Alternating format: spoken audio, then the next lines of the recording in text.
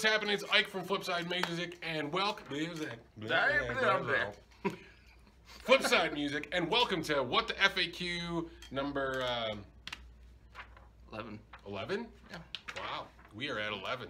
Oh, we're actually backwards because we had to use a different camera. Oh, are we? Yeah, I think so. Right? No? Whatever. Sure. It's all good. All right, welcome, guys. And so this week we have, well, Dylan's here. If I didn't do that part. Oh, yeah. Did I do that part? Yeah. Dylan. I was like, what? Totally forgot. I'm like, it's all about me, man. Yes, it's me. The star of Flipside Media. Yeah, right. So, this is the hottest question and answer show on the internet, as far as you know. The side of the multiverse. Right? So yeah, I'm trying to be positive this week. Exactly. Trying to be much more positive than I've been. Yeah. We're going to start out this week and without a question. No? Okay. But what we're going to do is, I talked to the guys over at Texas Toast Guitars, our buddy Matt and Chris, and maybe Ian too. Ian? Yeah. We're going to do a Q&A with those guys next week for what the F.A.Q. number 13. Or 12. 12 and 13? Well, this is 11? Yeah. Okay, I thought, never mind. Yeah. One number of those 12, yes, 12. We'll be with the guys from Texas Toast Guitars, and they're going to answer your questions. If you have any questions about their guitars, this is one of theirs. This is called the Daily Driver. Very cool. T-style. T stands for Telecaster. Style guitar. Very cool. Hand built right here in Colorado. Right in Colorado. So if you guys have any questions for those guys, type them in, and we'll get those answered with the guys from Texas Toast Guitars. Yeah, and same for them. If you guys want to leave any questions for them, I think probably. Well, that's what I'm saying. Well, that too, but I mean, if they want to leave some stuff for their video on their videos too, wouldn't hurt probably. Yeah. I don't know what. Go check those guys out. They got a YouTube channel. Matt does a lot of obviously building guitar stuff. Right. So a lot of cool information, and they're actually building custom guitar for me, and Dylan has one in the works too. So we'll probably walk you guys through that process as get to see it in motion. Yeah. As we start to get going a little bit more. So yeah. Yeah, yours should be a little bit further along here. I think. A bit. The body's cut out, and I found the fabric top that we're going to use. So very cool. Yeah, that one will be cool. Yeah. So yes, next week we're going to have Texas Toast right with us. I don't know if it will be here or at their shop, but whatever. It won't be in the heart of Texas. It won't be in the heart of Texas, like RNA Music, which I don't think you can read because it says A-R. I don't know. Camera's backwards. We have some technical difficulty with our other camera, so we just got to use the phone this week. So making do. Yeah, that's it. All right, first question. It's actually Ryan from RNA Music, deep in the heart of Texas. He says, favorite show at Red Rocks. Red Rocks is a famous outdoor venue here in Colorado, and I thought we had this question before, and I don't remember who I think we did. Maybe somebody else asked, or we just lost it somewhere. I don't know. But anyway, it doesn't matter. So if you find if you find a previous video and I say the different answer, then well, we'll get a continuity expert on this immediately. Yeah, somebody needs to check it out. I don't know. I don't know what my favorite show. I've gone to plenty shows. A lot of cool times and interesting things happen. Because I like beer. I drink a lot of beer. I like beer. I like beer. Boys like beer. Girls like beer. I like beer. I like beer. And I may have gotten myself into some interesting predicaments. Not that, but yeah. What? No. I know. I'm just saying. That's where that was. Yeah. I'm trying to prevent you from going there. No. I know. Just stupid crap. Yeah. Stupid fun things. Yeah. So Red Rocks, best show for me. I don't know if I could pick out one particular one. You were at one. I wish I would have been at, but Soundgarden is would probably be it. But I mean, I've had a lot of cool times there. I mean, I saw Joe Bonamassa twice there, which was great. I saw Blues Travelers. They usually play on 4th of July every year. Yeah, I've always heard that. Like, I know I saw the really good show. Yeah. I mean, I may have been under the influence of Colorado's finest shrubberies and such. And shroomeries. It was years ago. Don't judge me, man. Yeah.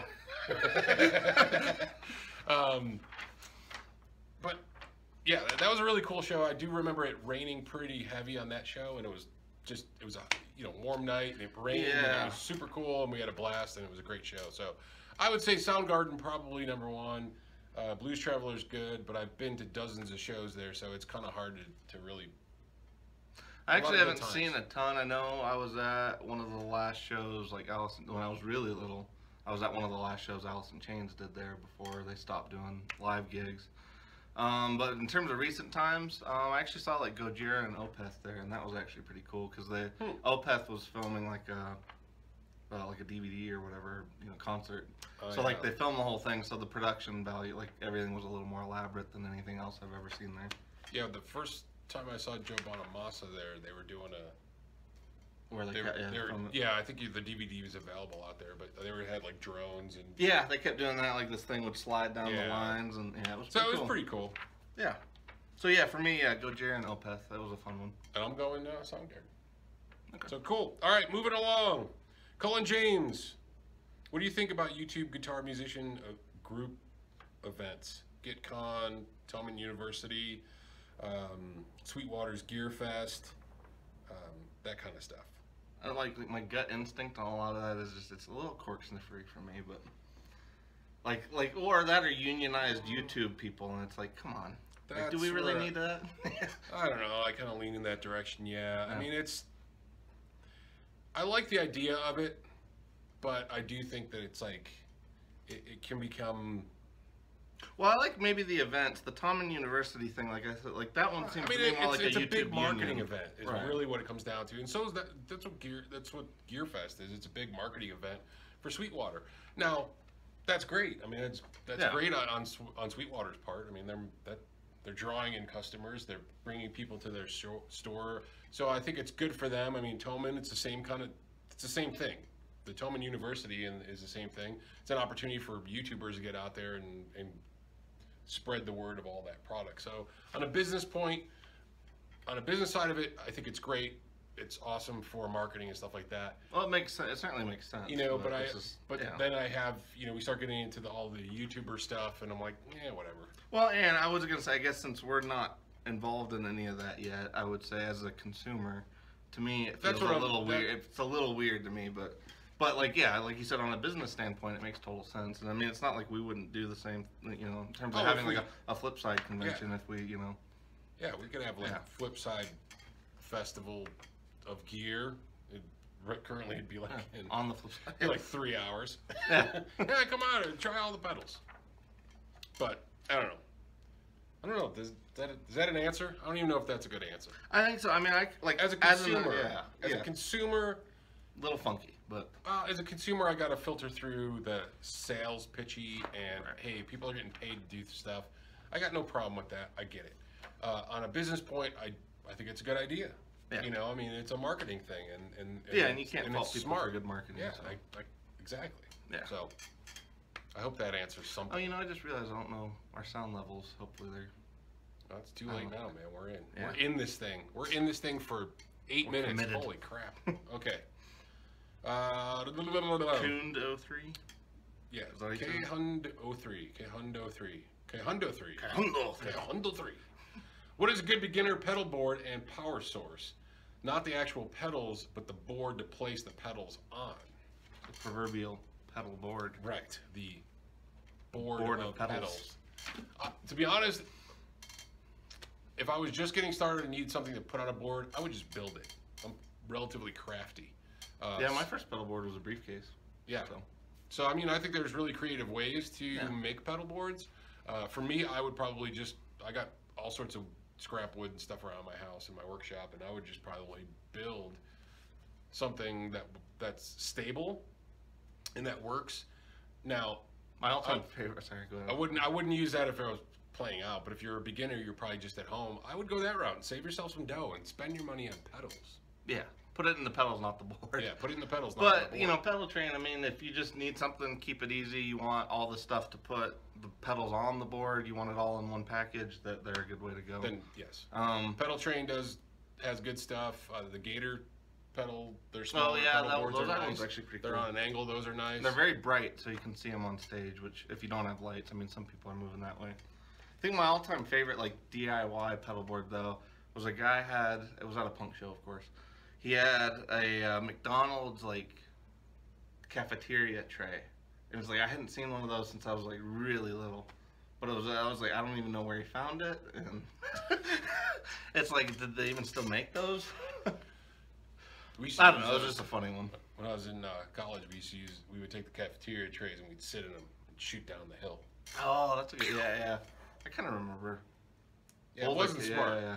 We all stopped doing that when one girl actually didn't stop and she smashed into a brick wall and she broke her pelvis. Oh damn! Yeah, I wasn't there for that, speed. but I knew who it was, and I was like, "Oh my god!" Okay, damn. well that was. Maybe we should reconsider that. Yeah. Oh no. Is it gonna close the? I don't know. Low battery. Oh come on, man. Okay. Low battery. We better move along. Yeah. Make this fast. Cause Walking Dead. Walking Dead. New bands out there that really catch your ear. He gave us a little breakdown on what he likes. Locally, I mean, Cloudcatcher, Rory, and those guys are probably my favorite local bands. So if you haven't caught them, they used to be on Spotify. I don't know if they're anymore. I know MF Ruckus for you is one. Yeah, sure. I gotta check them out a bit more. Yeah, those guys are like, well, it's because they have a lot of this in there. Yes, that's what I was gonna say. They have a lot of does a lot of stuff with that's Zeppelin-y and it's Thin Lizzy. And they actually have a shirt. Oh yeah, that has a Thin Lizzy. Yeah, it has line down on it. Yeah. So. And Cloudcatcher is more like 70s rock. Well, yeah, like you take a little bit of thrash metal with like some UFO and like mash them together. That's kind of what they do. He's getting thrashier as he goes on, though. I've noticed. Angrier. Yeah. He's getting angry. There's a lot of cool bands too, though, that are not in. I mean, like the folks from the Sir band. Oh yeah. That's not really quite my music, but they're really good. Yeah, and the what are the infamous String Dusters? They've come through a few times, like for pedals and things, and they're actually pretty cool because it's like the guy that plays violin for them is using like octave pedals and reverbs and weird ambient reverbs and a bunch of fun stuff. We got a lot of really cool local bands. I mean, there's so many out there, it's hard to keep track of who's who. Yeah. And what's cool is we get a lot of those folks that are coming in to get stuff from their boards. We just don't get out as much probably as we could to check out everybody. There's just too much stuff going on. Not everybody, but it is a lot of fun. Like, because Rory, I mean, well, last time I saw him, he got rid of his whole board pretty much. But before that, like more than half his board was from here. So it's kind of fun to actually see people then use the stuff that you helped kind of you're like, steer them towards. I know they got that from us. Yeah, you actually get to see them use it too, which is fun. So. Next one, Cullen James, number 2, just because he had 2 questions in there. What are our thoughts on amp tweaker pedals? The ones that we've had some used stuff coming through, and I liked it. Yeah, as far as I know, like the guy that started that company used to design all the preamp stuff for PV back for a little while. That does explain some things. Yeah, a lot of their stuff super tight distortion in terms of like all their preamp style pedals are all very PV-ish. And they're very tight. And yeah, tight. And they're pretty. I like the design of them. Yeah, they're hardy. They're hardy. They're definitely roadworthy stuff. So they usually have just as much stuff on the inside as the outside in terms of tweakability and effects loops and all that stuff. Yeah, so I like those pedals. We haven't been a dealer for those guys, but the used stuff that's come through has always been pretty solid. I think sounded great, and I've checked them out at the NAMM show, and they sound great too. Okay. The rest of their stuff sounded good and well built, so I give it a. Yeah, they're definitely roadworthy style like preamp. I mean, most of them are going to fall, I think, in the preamp category, but they're all pretty solid. And we're about to get interrupted. Yeah. That's all good. Terry Starks. What's your favorite looper and delay, and then combo reverb and delay? So, do we separate that looper and delay, or is he talking like? I think a combo looper delay. Hey, how's it going? How's it going, man? I think he says combo looper delay, right? Probably. So I mean that'd be like the DL4 from line 6, the Flashback X4 from TC. Mine would be the Dispatch Master. Well, yeah, but that's combo reverb and delay. I was thinking still on the looper section. Oh, I was on reverb and delay. Oh, okay. I was already on reverb and delay. So for me, reverb and delay, I would go with the Dispatch Master. The Dispatch Master. Dispatch Master. That's where I'm going. I like that pedal a lot. The Ethereal's pretty sweet from Montclair. I know Robert Baker really likes that one too. He used that at the The clinic. Obviously, the Avalanche run, he had that in his question. That one's a really good. That one's kind of the Dispatch Master Extreme. What else? A lot of extra buttons and twiddlies. Yeah, hoo-haws and shenaniganery. Yeah, there's way too much stuff on there for me. Reverb and delays. I'm trying to think like right off the top of my head. There's not a ton of combo ones. I think Reverb is actually on the Disaster Transport Senior from Earthquaker. That's another one. Weird like 3 Earthquakers. They make some cool stuff. They do, and they do at least throw reverb into a lot of what they do with the delays, which is nice because it kind of gives it some space for the delays to fade into. Roomy. Makes it roomy. So looper. So are we taking looper and delay? Well, that's what I was saying. Yeah, I didn't know because I know like the Line 6 one and the X4 have loopers on them. So does the Timeline. If we're just doing loopers or delays, yeah. I actually really like the 360 or the 720. That's probably where I would go. Yeah, I mean, I use the 360. I like it because it's simple, and I use it for practice, and then just for bits and pieces of this and that. You know, it's great if you're working through modes and things like that, which I'm terrible at. So. No, they're handy. I like the Electro-Harmonics ones just because they're a little easier to use. I mean, the TC ones are kind of the standard these days, but I just feel like they're not as intuitive, at least for me. But I like the Electro-Harmonics because it's easy. Yeah. But it works. Yeah. And 360's got 11, ones are really good too. 11 settings on it. You know, 11 options, different settings you can put it at. So that way you can bank those loops. Yeah. And that's what I like about it is because it's set in there. It's not it's not just a one and done right at that time. Right. You can set it. You can come back to it later. You can set it and forget it. Yeah. Ron Popeil. And that way you can come back, and if you're working on something, you can. You know, it's great too for phrasing and if there's something you just want. Yeah, if you just want to throw something in there. So I like that because it's easy on that end. I mean, if we're going to get elaborate, there's so many other. We can go crazy. The RC 500. Yeah, I was gonna say the Boss ones are all solid, especially for gigging guys. They're probably the most durable, I would assume. Yeah. RC 2 is it? Yeah. Well, the RC 1 and through the 3 is all. They're all like the box ones. I can't. Standalone delay. What's your favorite delay? I don't know. That one's just too tough, and I don't use a lot. I don't use a lot of delay, and that's where I was going to go. Mr. Echo is one. Carbon copy. Yeah, so it's so boring though. I know, but I don't use a lot of delay. Yeah. So I don't use a lot of that. So if I want delay, I like to go with carbon copy. I know what I'm going to get. It's there. It does its job. If you want something more tapey and quirky, then Mr. Echo kind of takes the carbon copy thing and moves it over to the tape stuff. Yeah. But yeah, that one's probably my favorite. Don't get me wrong, I like that. I also like the Echoplex delay. Oh, okay. I think the Echoplex delay is a really good one too. I'll be the cork sniffer and say the Bell Epic then. I know. That or the that. You know, actually, a really cool one is Steve had that Bunar. I think that's how you say it. Boner, Bunar, who knows? I'm sure it's not Boner. It could be. It could be. I don't know. But I think it's the one of the only Echo Rex that actually has the all-seeing eye thing. So like the intensity of your delays will make the bulb get brighter.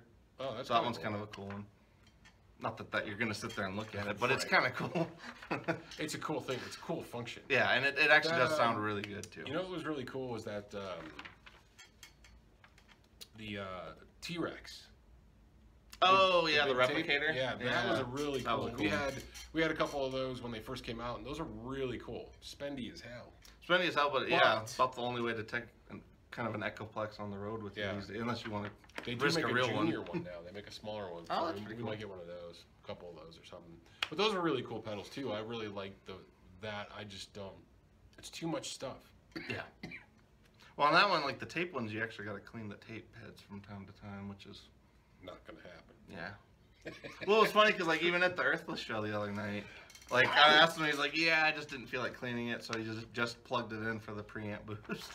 It's like I'm like, yeah, I get that, man. He's already got the Mr. Echo, so he's covered. He's covered. There's just so many. We keep running into this. There's so many so many pedals that we have, or so many pedals out there that are really, really good.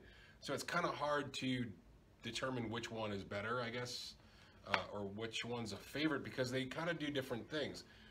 You know, as a basic for me, like I said, just basic kind of deal. carbon copy works. But if I wanted to get all like trippy and, you know, mushroomy and whatever, maybe that Tonal Recall. Tonal Recall might.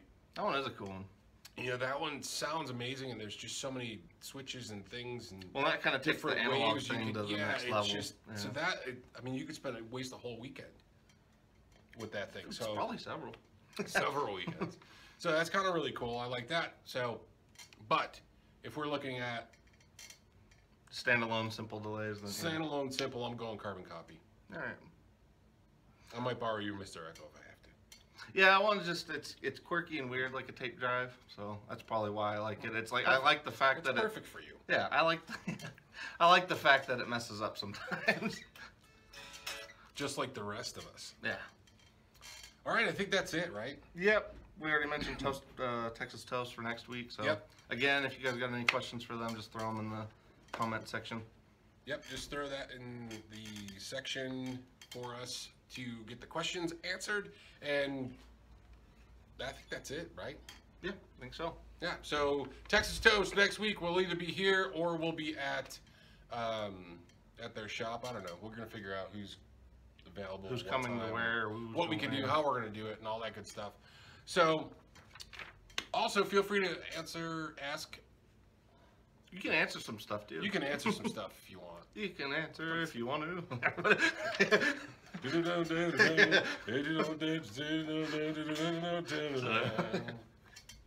Yeah, and we're gonna end them all with a song. Yeah, just humming songs though.